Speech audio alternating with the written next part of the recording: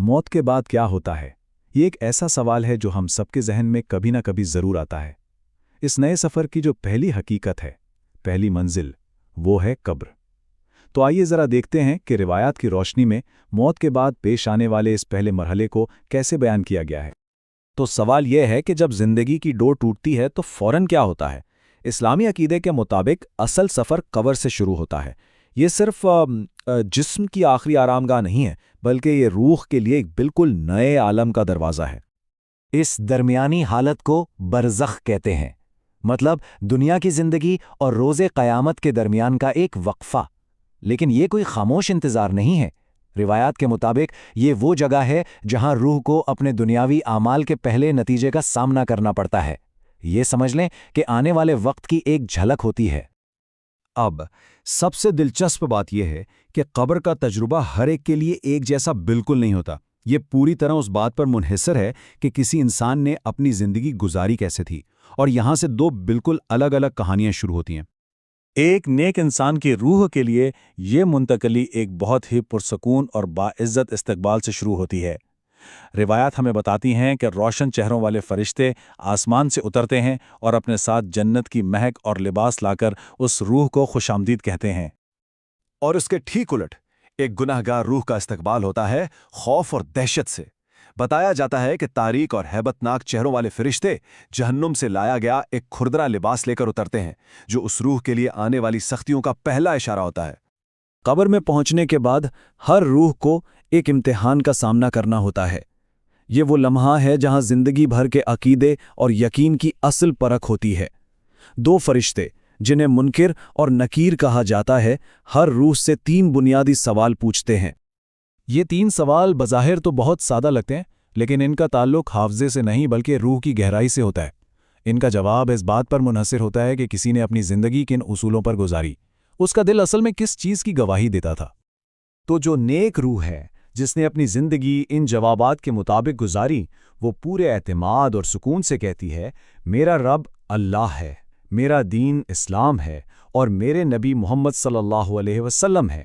اس کے برعکس گناہ گار روح، جس کی زندگی ان حقیقتوں سے غافل رہی، وہ گھبراہٹ اور الجھن میں کہتی ہے، ہائے افسوس، میں نہیں جانتا، میں نے تو لوگوں کو جو کہتے سنا، بس وہی دہراتا رہا۔ اور بس ان جوابات کے ساتھ ہی قبر کی اصل حقیقت سامنے آنا شروع ہو جاتی ہے۔ وہ اب مٹی کا گڑھا نہیں رہتی، بلکہ روح کے جوابات کی بنیاد پر ایک بالکل نئی شکل اختیار کر لیتی ہے جو اس کے مستقبل کی عکاسی کرتی ہے۔ جب نیک روح صحیح جواب دیتی ہے تو آسمان سے ایک آواز گونجتی ہے، میرے بندے نے سچ کہا، اور یہ الہی تصدیق اس کے لیے راحت اور انعام کے سارے دروازے کھول دیتی ہے۔ اور جب گناہ گار روح جواب نہیں دے پاتی تو آسمان سے ایک آواز آتی ہے، اس نے جھوٹ بولا ہے۔ یہ الہی فیصلہ اس کے لیے ایک تکلیف دہ حقیقت کا آغاز بن جاتا ہے۔ اور یہی وہ مقام ہے جہاں قبر 2 انتہاؤں میں سے ایک بن جاتی ہے۔ نیک روح کے لیے قبر کو حد نگاہ تک کشادہ اور روشن کر دیا جاتا ہے۔ اس میں جنت کی طرف سے ایک کھڑکی کھول دی جاتی ہے جس سے قیامت تک ٹھنڈی ہوا اور خوشبو آتی رہتی ہے۔